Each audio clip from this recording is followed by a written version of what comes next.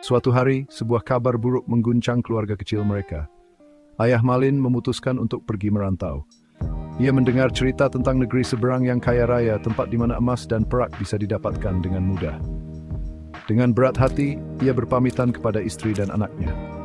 Ia berjanji akan kembali dengan membawa kekayaan untuk mengubah nasib mereka. Mande Rubaiyah hanya bisa menangis, namun ia merelakan kepergian suaminya demi harapan akan kehidupan yang lebih baik. Sejak hari itu, Malin dan ibunya hidup berdua, selalu menanti kabar dari sang ayah yang tak kunjung datang. Tahun-tahun berlalu, namun tak ada sepucuk surat pun yang tiba. Kepergian sang ayah menjadi awal dari perjuangan berat bagi Mande Rubaiyah. Ia harus menjadi tulang punggung keluarga, bekerja keras sendirian untuk membesarkan Malin. Setiap pagi sebelum fajar menyingsing, ia sudah bangun untuk membuat kue-kue tradisional. Kemudian, dengan menggendong keranjang di kepalanya, ia akan berjalan dari desa ke desa untuk menjajakan dagangannya. Panas terik matahari dan hujan deras tidak pernah menyurutkan langkahnya. Semua ia lakukan demi sesuap nasi untuk Malin, anak sematawayangnya. Cintanya pada Malin memberinya kekuatan untuk menanggung semua beban dan kesulitan hidup yang ia hadapi. Meskipun hidup dalam kemiskinan, Mande Rubaiyah tidak pernah sekalipun mengeluh di hadapan Malin. Ia selalu menunjukkan wajah yang tegar dan senyum yang hangat. Ia ingin Malin tumbuh menjadi anak yang kuat dan tidak berkecil hati dengan keadaan mereka. Setiap malam, ia akan mendongengkan cerita-cerita tentang pahlawan hebat untuk Malin, menanamkan nilai-nilai keberanian dan kejujuran. Ia juga tidak pernah lupa mendoakan Malin agar kelak menjadi orang yang sukses dan berbakti. Kasih sayangnya tak terbatas, bagaikan samudra yang luas, selalu ada untuk melindungi dan menenangkan hati anaknya. Waktu terus berjalan dan Malin tumbuh menjadi seorang pemuda yang gagah. Ia melihat pengorbanan ibunya setiap hari. Rasa iba dan keinginan untuk membalas budi ibunya semakin kuat di dalam hatinya. Ia tidak tega melihat ibunya yang semakin tua harus terus bekerja keras. Pemandangan punggung ibunya yang bungkuk karena terlalu sering membawa beban berat menggoreskan luka yang dalam di hati Malin. Ia berjanji pada dirinya sendiri bahwa suatu saat nanti, ia akan menggantikan posisi ibunya. Ia yang akan bekerja, dan ibunya akan beristirahat dengan tenang menikmati masa tuanya dengan bahagia dan berkecukupan. Ketika Malin beranjak dewasa, keinginannya untuk merantau menjadi semakin tak terbendung. Setiap kali ada kapal dagang besar yang berlabuh di desanya, matanya selalu berbinar penuh harap.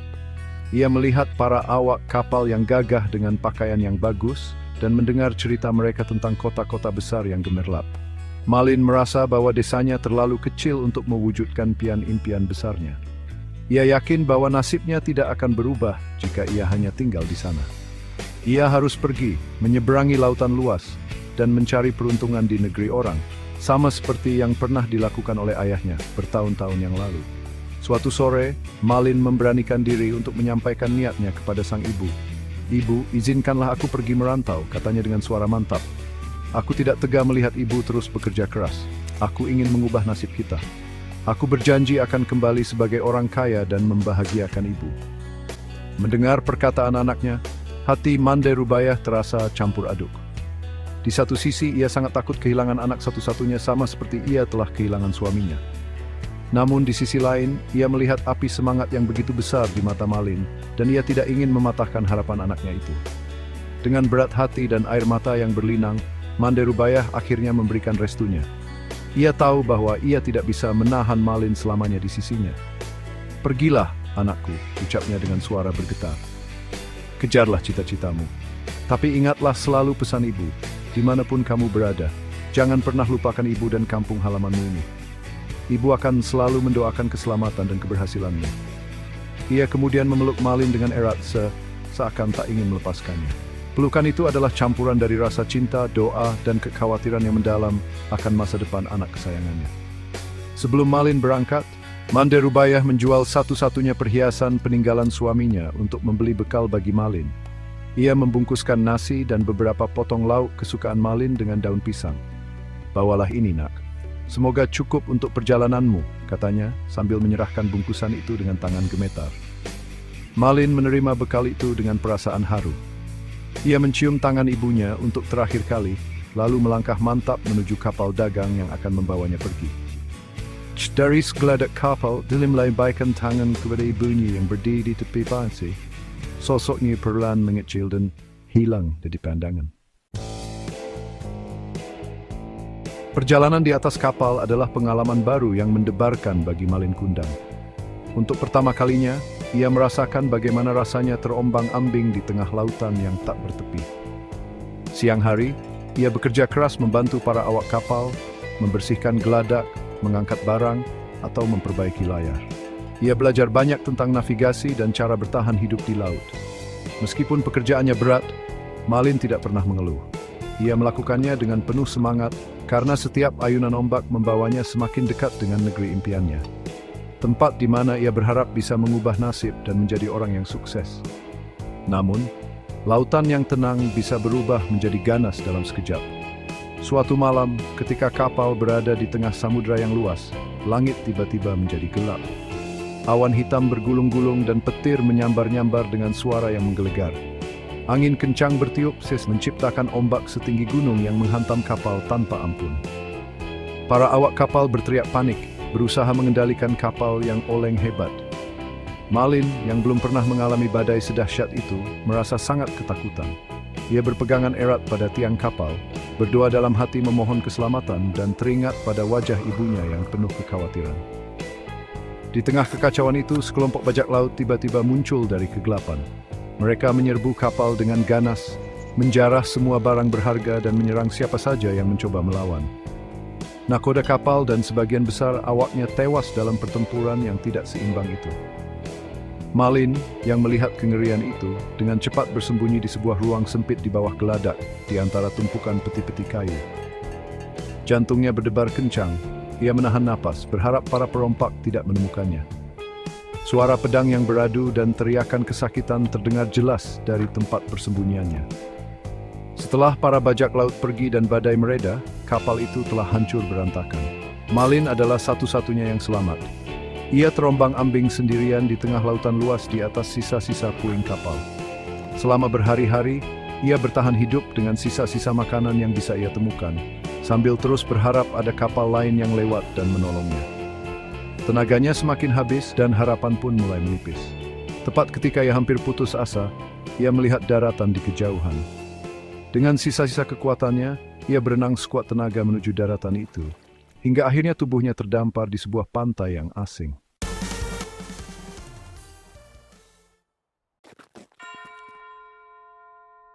Sebagai seorang saudagar muda yang tampan dan kaya raya, banyak wanita dari kalangan bangsawan yang ingin menjadi istrinya. Akhirnya, Malin Kundang memutuskan untuk menikahi seorang putri bangsawan yang sangat cantik. Pernikahan mereka dilangsungkan dengan sebuah pesta yang sangat besar dan mewah, yang berlangsung selama 7 hari 7 malam. Semua orang penting di negeri itu diundang untuk merayakannya. Malin merasa berada di puncak dunia. Ia memiliki segalanya: kekayaan, kekuasaan, dan seorang istri yang cantik jelita dari keluarga terpandang. Ia merasa hidupnya sudah sempurna. Istri Malin adalah seorang wanita yang angkuh dan sangat memandang status sosial. Ia hanya tahu bahwa Malin adalah seorang saudagar kaya, tanpa pernah mengetahui masa lalunya yang miskin. Malin sendiri tidak pernah menceritakan tentang asal-usulnya. Ia malu mengakui bahwa ia berasal dari keluarga nelayan yang miskin di sebuah desa terpencil. Ia menciptakan cerita bohong bahwa ia adalah seorang pangeran dari negeri yang jauh yang kehilangan segalanya karena perang. Ia ingin menjaga citranya sebagai orang terhormat di hadapan istri dan mertuanya, sehingga ia mengubur masa lalunya dalam-dalam. Sementara itu, di kampung halaman, Mande Rubaya tidak pernah berhenti menanti kepulangan Malin. Setiap hari ia pergi ke pantai, menatap lautan dengan penuh harap, berharap melihat kapal yang membawa pulang anak kesayangannya. Ia selalu bertanya kepada setiap nakhoda kapal yang singgah, menanyakan apakah mereka pernah melihat atau mendengar kabar tentang seorang pemuda bernama Malin Kundang. Bertahun-tahun berlalu, rambutnya telah memutih dan tubuhnya semakin renta, namun harapannya tidak pernah padam. Ia yakin suatu hari nanti, Malin akan kembali menemuinya. Suatu hari, seorang nakhoda kapal yang baru saja kembali dari negeri seberang membawa kabar gembira. Ia memberitahu Mande Rubaya bahwa ia bertemu dengan seorang saudagar kaya raya bernama Malin Kundang, yang telah menikah dengan seorang putri bangsawan. Hati Mande Rubaya berbunga-bunga mendengar kabar itu. Ia sangat bersyukur kepada Tuhan karena doanya telah terkabul. Anaknya telah berhasil menjadi orang sukses. Sejak saat itu, penantiannya menjadi semakin kuat. Ia tidak sabar untuk segera memiliki anaknya yang terlalam dirindukannya itu. Ia yakin Malin pasti akan pulang untuk menemuinya. Tidak lama setelah kabar itu tersebar, sebuah kapal yang sangat besar dan megah terlihat mendekati pesisir pantai air manis. Seluruh penduduk desa berbondong-bondong ke pantai untuk melihat pemandangan yang langka itu. Mereka terpesona melihat kemegahan kapal tersebut yang tidak pernah mereka lihat sebelumnya. Mande Rubayah, yang juga berada di antara kerumunan itu, merasakan hatinya berdebar kencang. Ia punya firasat kuat bahwa itu adalah kapal milik anaknya, Malin Kundang. Harapan yang telah ia pupuk selama bertahun-tahun kini serasa akan menjadi kenyataan. Ketika kapal itu merapat, turunlah sepasang suami istri dengan pakaian yang sangat mewah dan berkilauan dikawal oleh banyak pengawal. Mande Rubayah langsung mengenali pemuda gagah itu. Meskipun penampilannya telah banyak berubah, ia yakin seyakin-yakinnya bahwa itu adalah Malin Kundang, anak kandungnya. Ada sebuah bekas luka di lengan pemuda itu, luka yang sama yang dimiliki Malin sejak kecil akibat terjatuh dari pohon. Tanpa ragu sedikit pun, dengan air mata bahagia yang mengalir deras, Mande Rubayah berlari menerobos kerumunan untuk menyambut kepulangan anak yang sangat ia rindukan. "Malin, anakku, kau sudah pulang, nak!" seru Mande Rubayah sambil berusaha memeluk kaki Malin. "Ibu sangat merindukanmu. Syukurlah kau selamat dan sudah menjadi orang sukses." Ia menangis terseduh-seduh, mencurahkan semua kerinduan yang telah ia pendam selama bertahun-tahun. Ia tidak peduli dengan penampilannya yang lusuh dan pakaiannya yang kompang camping. Yang ada di pikirannya hanyalah kebahagiaan karena bisa bertemu kembali dengan anak semata wayangnya. Ia mengira Malin juga akan memeluknya dengan hangat dan menyambutnya dengan penuh sukacita. Namun reaksi Malin Kundang sungguh di luar dugaan. Ia merasa sangat malu melihat seorang wanita tua, miskin, dan berpakaian lusuh mengaku sebagai ibunya di hadapan istri dan para pengawalnya. Istrinya menatapnya dengan pandangan bertanya, "Siapakah wanita tua dan kotor ini, Kanda? Benarkah dia ibumu?" Malin yang takut status sosialnya jatuh dan kebohongannya terbongkar menjadi panik.